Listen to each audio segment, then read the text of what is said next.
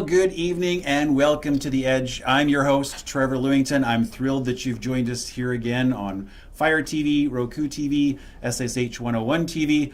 However you got here, we don't care. We're just glad that you're with us.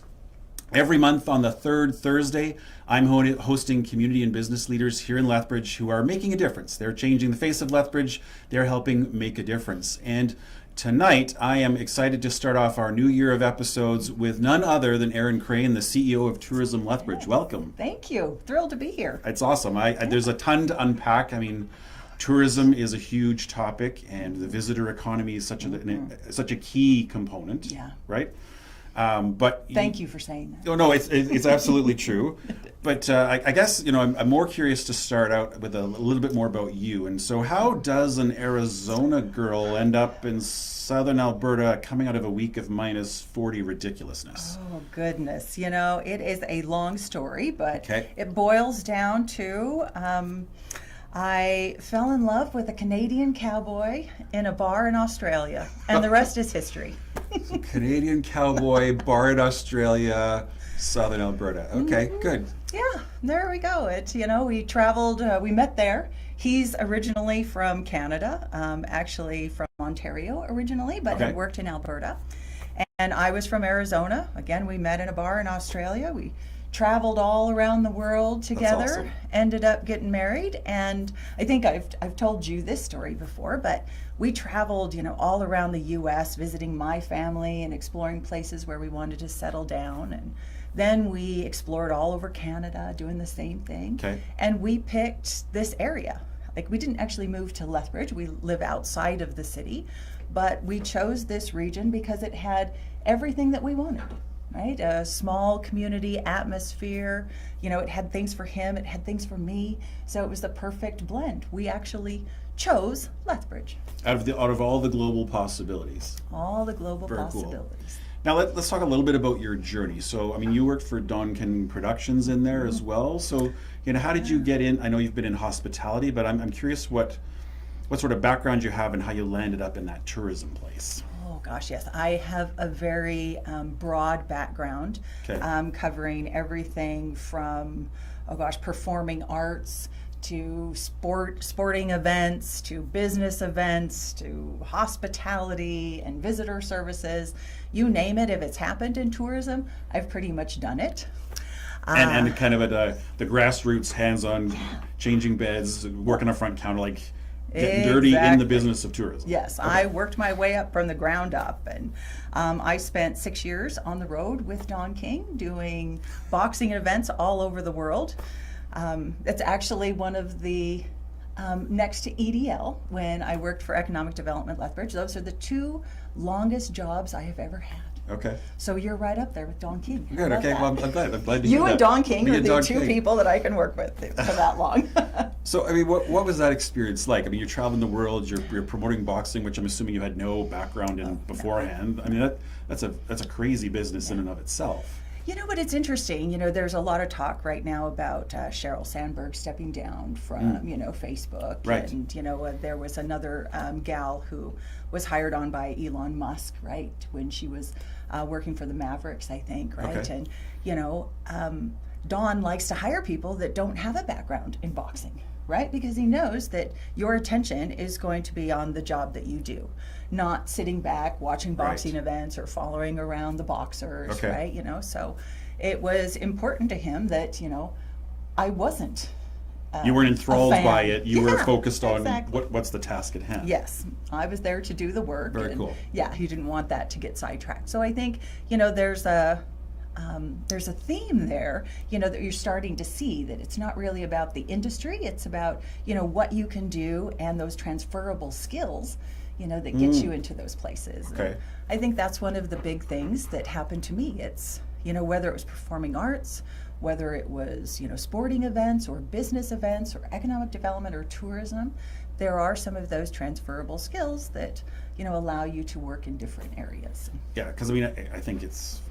Again, I'm going to put words in your mouth here. You can tell me if I'm crazy, but you're promoting an event, or you're promoting a facility, or you're promoting, in the case of economic development, a community. In the case of tourism, a region, and sort of attract. So it's still promotion, it's still sales, it's still relationships. And those are all equally transferable. Is that fair to say? Totally. And it's really about, kind of the project management, right? Right, Just okay. making sure that, you're starting, from ground zero and keeping track of, are you on budget? Are you on scope? Are you on time, right? So Here's the sequence of events that need to Exactly. happen. And, okay. yeah. Now, you're also a world traveler, though, right? You do like to travel. I do. So talk to us about some of the sort of favorite destinations you've been to, and what's on Erin's top 3 list. Yeah, wow.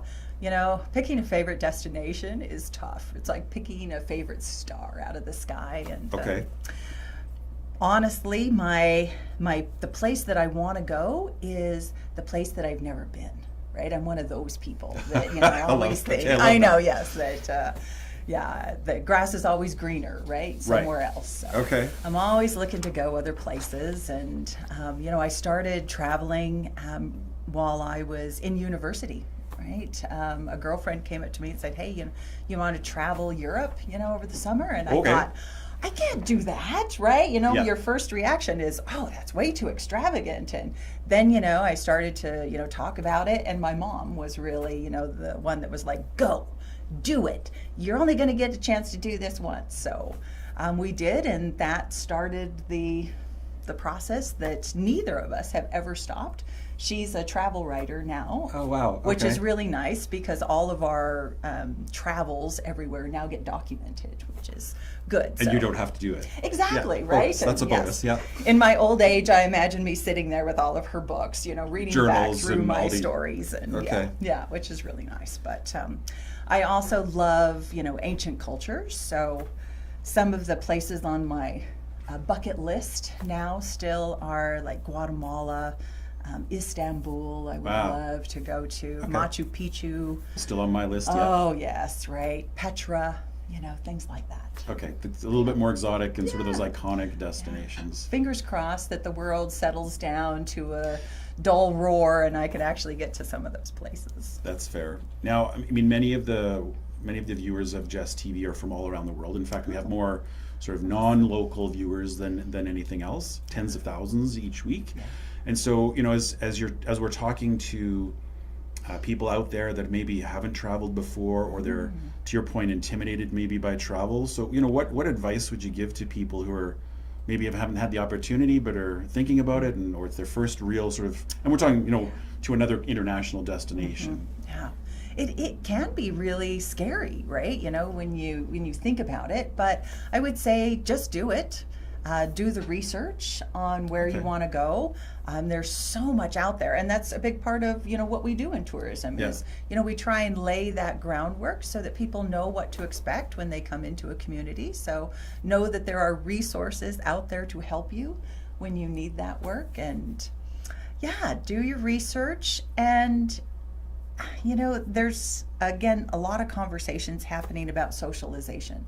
And how we need to be social and we need to get to know each other, and that's one of my biggest things when you go into a new country is to put yourself into the community, right? I love to do that when I travel.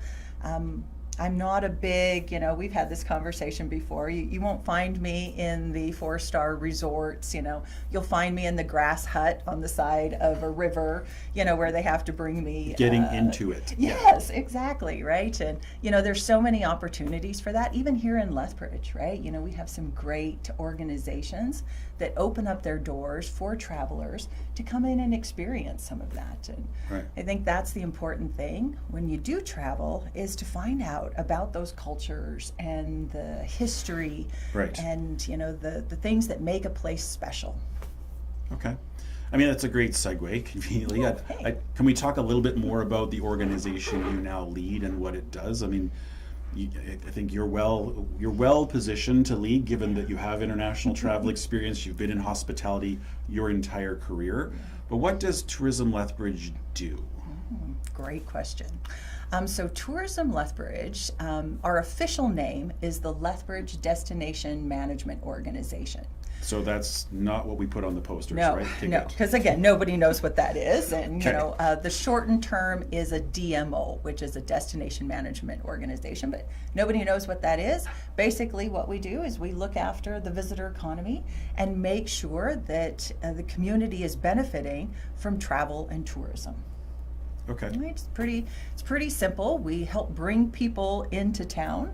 We help support the business that is already here and make sure that it's thriving and it's growing. And then we try and build no different than economic development. We try to build business from the ground up, and that's one of the big projects that we have right now is there's some real gaps in our tourism delivery services. During COVID, we lost a lot of tour guides. We lost a lot of transportation providers. People just completely exited those jobs. Exactly. Because there was no business, you got to go pay your bills. There was I'm nothing, assuming. right? Okay. For 2 years, right? Yeah. There was nothing. So we often talk about tourism being the first hit, the hardest hit, and the last to recover when it comes to the pandemic, and that is really true. So we are identifying some of those gaps that we have, and working with our partners at Travel Alberta, the Tourism Industry Association of Alberta, Indigenous Tourism Alberta, and really trying to build some of that back up and talk positively about our industry and the work that we do. So I appreciated your opening comments about how important the visitor economy is, because I think it's something that people often forget about, and it's kind of in that vacation mode, right? Tourism and visitors are over here, right? Business development, and we forget that it's all kind of packaged together. Well, and I think Lethbridge historically has done a pretty marvelous job at sport tourism, so hosting the Briar. Mm-hmm. But that, we don't think sometimes of that as tourism, because there's thousands of athletes, thousands of spectators there, going to restaurants, going to they're getting hotels. But that's also part of what you do, right? So can you talk a little bit about the strategy of what is Tourism Lethbridge focused on? So we actually have 3 big buckets, and the first one is really all about the residents and the citizens of Lethbridge. Ah, okay. Right, visiting friends and relatives is our largest tourism market. So that's people coming to see me, and then I've got to entertain them. Yes. Ah, gotcha. Right, Okay. you have to take them out to dinner, and where does that happen? They're visiting the downtown, and they're shopping. Right. Some of them may stay in hotels because you don't want them on your couch or in your guest room. So there's a big opportunity there. And I always think about my family coming in. They come up from the States, and they often will stay 2 weeks.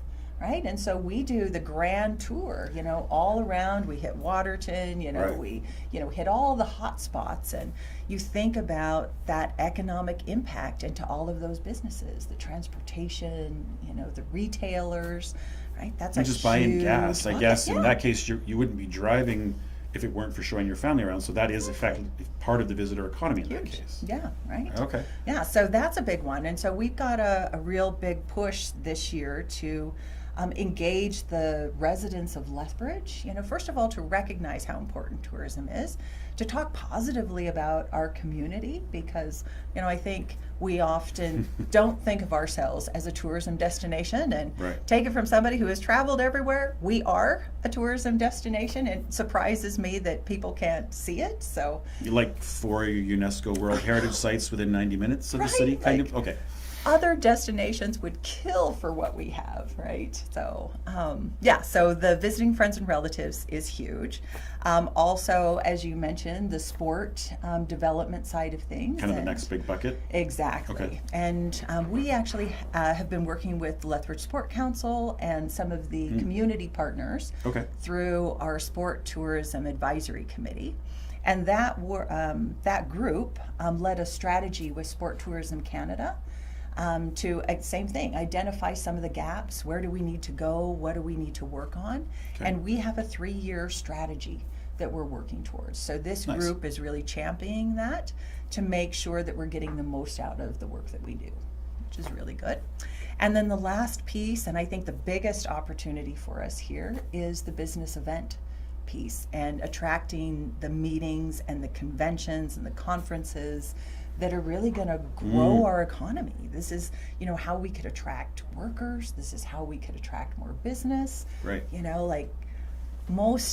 What I have found is that when we bring people into Lethbridge, what we hear from them is, I had no idea that there was so much to do here. True. Right? Yeah. I had no idea you had so much. I had no idea your post-secondaries were so amazing, right? Like, we continually hear it. So I think that our biggest obstacle is just bringing people here. And if we can do that now with the Agri-Food Hub and Trade Center opening, and we can host some of those conferences and those events that'll be strategic in helping us achieve our other goals. Right. And I mean, many of our hotels also host meetings and events and cater to those business functions that, because even, it's not a small event, but a 300 person conference is still a major, it's huge, major event, right? And we've actually done really good work on that front, right? We've often hosted the water and wastewater associations. There's been quite a few. The seed growers have had conferences here. Even in the Rotary, past. like community groups like that, right? Exactly, Big conferences, right? yeah.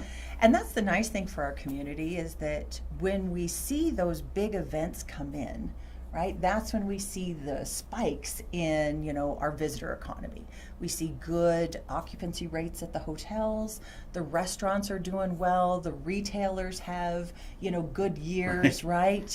But on the years when we don't have those big major events, we don't see that. So that's part of the work that we're doing, is to try and even it out so that we make sure that we're always kind of punching above that line. Because again, we saw that a little bit in this year's hotel stats, I think, in that it looks like they declined relative to the prior year, but the prior, we had this massive surge as a result of the prior. Exactly. Right? So there is this ebb and flow, and I guess if we can harmonize that a bit, businesses could at least stabilize it. Exactly, Okay. right? And that's a big part of the work that we're trying to do on both the sports side of things and the business event side. Okay. What are those big sporting events that we could hold, and same thing on the business event side, right? So, Okay. yeah.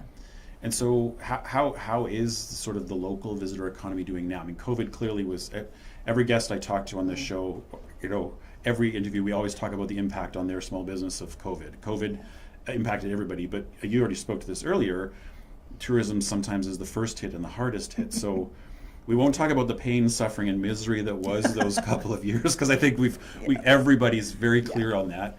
Where are we at now? Are things are we on the upswing? Have we recovered fully? What would you say is going on locally? Great question. And, we are doing our end of the year stats right now, as many are, and we probably won't have the full 2023 numbers for another few months, right? We're always a little bit behind on, that data capture. Yeah. Well, yes, exactly. Nothing comes out about, hotel stats until a few months later. So, anecdotally, we have heard from our partners that things are going really well. Right, Okay. They are seeing a return. Travel Alberta has really been talking about, a recovery almost, right? Okay. I'm a little more hesitant on that because I do think that, what we've seen has been, almost not even a return, but an advancement of travel around. I think everybody had, kind of that travel anxiety during COVID, and now there's a bit of almost a bubble that, I want to make sure that we can maintain and that we don't become too dependent on, right? By saying, oh yeah, we're recovered, we're right back to where we were. And honestly, those numbers of where we were in 2019, those are, kind of out the door, I think, at this point. Everybody realizes that it's a new world and we've got to start looking at things in a new way. This so-called new normal that everyone's adjusting to. Yeah. And, we also know that costs are rising, right? So everybody had all this pent up, travel desire, and they've been acting on things, and everybody's been traveling everywhere, and it's I gotta get out, I gotta go travel. Right. But we also know that inflation and costs are going to start to rise, so how much of that income is still going to be attributed to that. And right. So we're cautiously optimistic about the future. And again, that's our big job, is to make sure that we're telling a story about why you should come to Lethbridge, why you should spend that money, and the value that you're going to get out of it. Okay. Now, I mean, obviously, you've got a job to promote the city and the region and work with your partners. How does that fit into what the province does with Travel Alberta? Because if you're the Lethbridge DMO, Travel Alberta is effectively the provincial DMO. Is that a fair analogy? Totally. I've got that right? Okay. Yeah, actually, they call themselves a PMO, a provincial management organization, All right, and then PMO. we have destination. I know, right? All these Fair enough. acronyms, right? So we support Travel Alberta a lot in the work that they do, and in kind, they support us back, which is really nice. It's a good relationship that we have with them, and they've got some very broad goals that they're working on, right? Like transportation and access. Right, that's huge. Oh, yeah, it's not something you would think of as being a barrier, but that makes sense. Air access and Totally.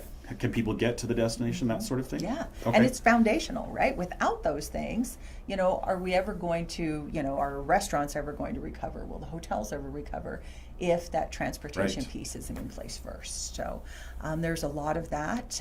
Again, doing some of the international work on behalf of Alberta, going into new markets like Germany and Japan and the U.S., right? So And really trying to sort of put the Alberta brand out there. Exactly, right? Travel Alberta has coined Canada's Alberta, really using, Nice. that red branding with the maple leaf, and because as we know, Canada sometimes is even hard to find on a map. You ask people where Alberta is, they have a hard time finding a map. And then Lethbridge is even harder to find. So we really try and, differentiate ourselves and find our little niche where we can get in and talk about who we are and what we do. Yeah, because on an international scale, when you're talking about mega cities of 35 million people, larger than our entire country, a community like Lethbridge, as amazing and awesome as we are, know, right? and you should come visit, Yes. it is in the grand scheme of things a very, very, very small player in that global context, right? Exactly, Yeah. right? So it's really nice to have Travel Alberta as a key partner in that to, kind of help I'm us sure, and guide us. And yeah, they have been fantastic in helping us to leverage funding and work with all of our regional partners to do some of the projects that we've done. The Highway 3 Ale Trail is one of the projects that okay. they fully supported, and yeah, we're excited to see that continue to grow. There's been way more brewers that have been added on and some distilleries, so we look forward to changing that up and pushing it back out again. Okay. Can we dig into the Ale Trail a little bit? Maybe you can explain a little bit what that is, but I'm assuming that's one of those things that's based on the region, and maybe talk a little bit about how does Lethbridge work with the things around us? I mean, we get a lot of people that want to go visit Waterton. International Peace Park, it's an amazing destination.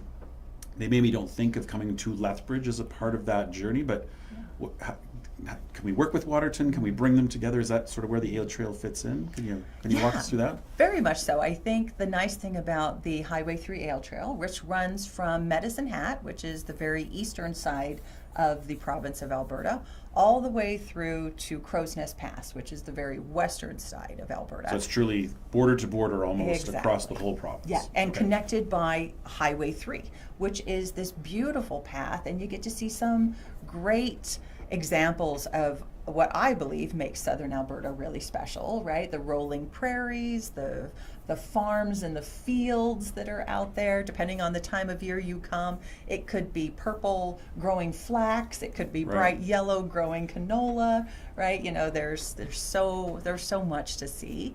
And then of course we have our partners in the Crow's Nest Pass where you enter into the Canadian Rockies, right? So Lethbridge is perfectly placed in there as a hub to all of those areas, and that's what we really talk about is you can come to Lethbridge, and from there you can do day trips into any of these places, and you can see again what I believe really makes Canada special, which is all of these little different things.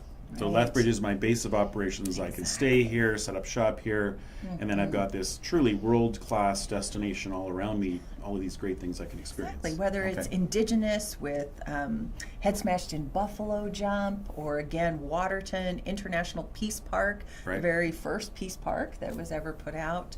Dinosaur Provincial Park, which is amazing, and kind of starts the dinosaur trail leading up into Drumheller, and then our newest UNESCO World Heritage Site, which is Writing on Stone Provincial Park, which is honestly one of my favorites. So is it fair to say then tourism is a bit of a team sport in the sense that we are competing with those around us, but we have to work together, because I think about some of the smaller communities who might have a facility or a really interesting thing, but in and of itself that's not going to fill a day.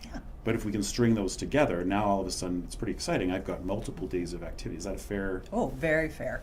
And honestly, that's exactly how it works. And we know too that tourism is competitive. Right? We're all vying for this same business. We're all bidding on the same events. We're all, trying to capture those visitors that are coming in. So it is very competitive. And we know here that in order to compete with some of those larger communities, the Calgarys, the Saskatoons, even into BC with, Richmond and, some of our other competitors, is that we have to play regionally in order to have the density to attract people. So it really works well with a lot of our partners, Medicine Hat, Tabor, Lethbridge, Pincher Creek, Crow's Nest Pass, all along Highway 3, and then the offshoots that come off of that. And again, it's highlighting a really special part of Canada, and again, one of the things, as a newcomer myself, that I find so endearing. Okay, that's great. So ale tray, so clearly beer is a motivator and a common thread. So that always that's good. I've seen some trends around agri-food tourism, and that's something obviously in Canada's premier food corridor here we're very good at. So is that something that your organization is sort of building expertise around and building product around? Yeah, we actually have, kind of 3 key areas that we work on, agri-food being one of them. We've started with Canada's food tours, which take people out and show them the farms and some of the processes that happen in our area. We always talk about Southern Alberta feeds the world, and I think it's really important for people to see how that happens. Right, you can go to Crystal Spring Cheese and see, the dairy cows and how they, milk them and how they turn all of that into cheese, and it's, fantastic. I think like 2 streets away from there, and I say streets, these are gravel roads because this is Southern Alberta. And the blocks are very, very large. Yes, they are very, very large. But it's close-ish. Yes. Stone's throw, let's say, but there's a pork processor. Same thing. You get to, see how this is done. Just a short drive away is the Little Gem Winery, Southern Alberta's first winery, which is really exciting. And, they turn Hascat berries into cider and wine. So there's a nice ecosystem that has come up out of this that is really targeting, the visitor and the visitor economy. And I think it's, fantastic for who we are and Southern Alberta in general, because I don't think people really understand about the food process anymore. We really are separated, I think, from food. Right. And so getting these opportunities to go in and see and talk to a farmer and, learn about, their day-to-day lives and how things are done, I think it's really eye-opening and a great thing for visitors to see. And give you a real appreciation for what's on your plate, I would imagine. Right. And again, the knowledge of where your food comes from. And a lot of our restaurants in Lethbridge, you'll find on the menus, they're listing, we get our cheese from Crystal Spring Cheese. And, I think there's a safety and a security in that, knowing, hey, I was just there and I saw, where my food came from. And, now here it is. That's exciting to me, and I think it is, for many other people who are starting to be concerned about, food safety and security. Yeah, where did this item come from? And we hear about all these food scams and scares and recalls. It's like, I'd like to be able to walk down the street and actually see the place where I bought it from is actually where they made it. Exactly. Yeah. Right. And I Okay. get to talk to the farmer who's, been working on this for generations, right? Who's, Right. great grandparents moved here, and here's where they are now. So Gotcha. really exciting stuff. So the agri-food piece is huge for us. Another big piece is natural resources.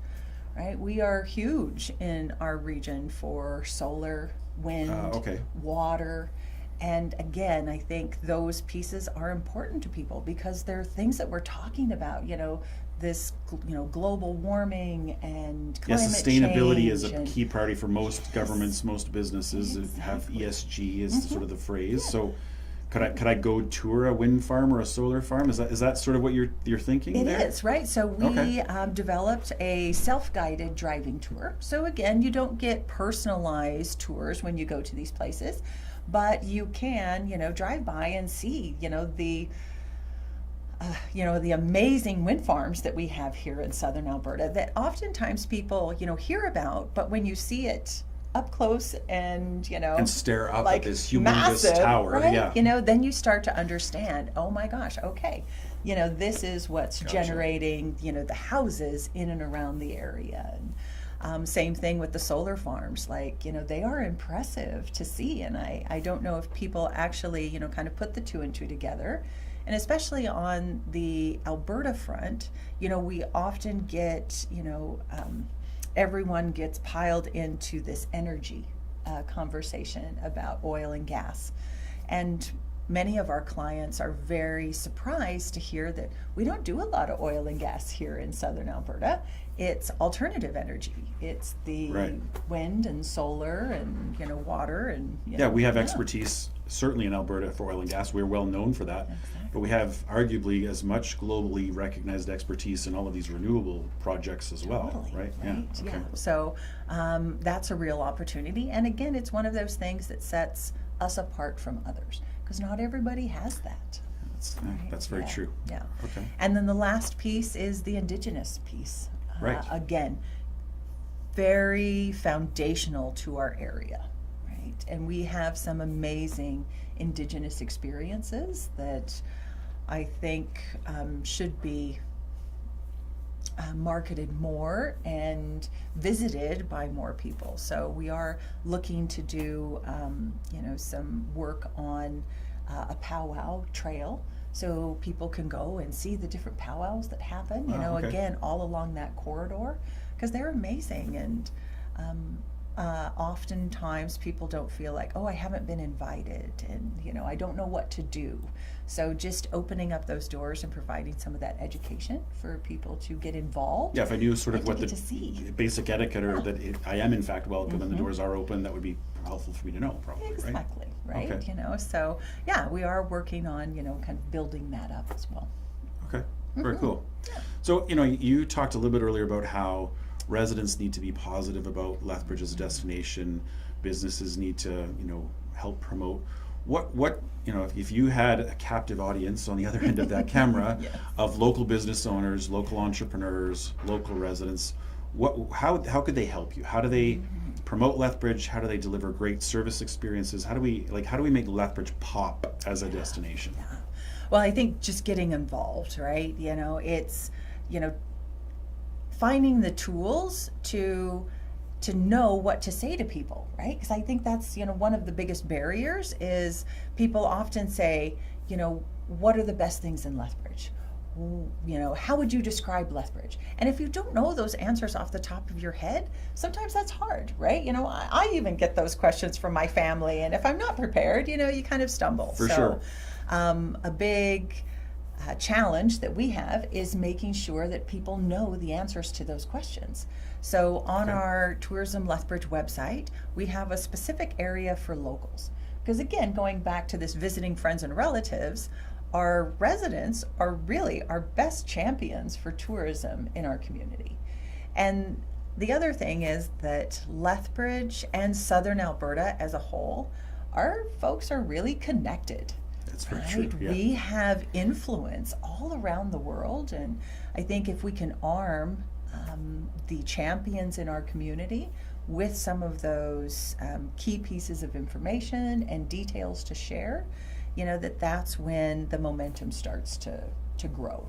And that, we see more of those positive comments going out. And again, the more people who come here, I think the more, that's going to increase the positivity, because everybody will start to hear that, oh my gosh, I had no idea Right. that you had this. Yeah. You have 4 UNESCO World Heritage Sites, what? And you have these amazing facilities, and you sit on the edge of this beautiful coulee with 200 kilometers worth of walking trails, like amazing. Yeah, because many of our international friends don't even know what a coulee is, right? Oh, right, yes, exactly, yes. So that's tourismlethbridge.com, and then there's a tab or a section specifically for locals. Yes. Oh, what a great idea. Right, yeah. So, and again, it's, all the information that you might need to know to tell your friends and family. Okay. So check it out and know that we're here for you. We have, we operate the Visitor Information Center down on Mayor McGrath and Scenic Drive. Right. So you can stop by and pick up all kinds of information. Check out the website. Give us a call. That's exactly what we're here for, is to help you plan your family's adventure in Southern Alberta. That's awesome. And for business owners, in tourism speak, I think it's called product development. But if I wanted to build a tourism experience, or I wanted to access tourism grants, do you support businesses with that? Like, is your team the group to talk to? You bet. That's exactly it. We're here to help. We may not be able to do all of the work for you, but we connect you to those resources who can help. Okay, perfect. So, we're rapidly running out of time here, so I appreciate the quick. fact that you've been with me. But I do want to, as we shift sort of the latter portion of the show, I want to talk a little bit more about your learnings and sort of your advice, because the show's called The Edge for a reason. We want to give people the edge in their careers, perhaps, or building their business. So if we think a little bit about your career and this job as the CEO of Tourism Lethbridge, is there anything that surprised you taking that on? Anything that's sort of, I don't know, either been a bigger challenge than you expected, or maybe surprised you? I don't know about the job, because I was trained very well. But I do, again, kind of going back to the fact that people don't see Lethbridge as a tourism destination.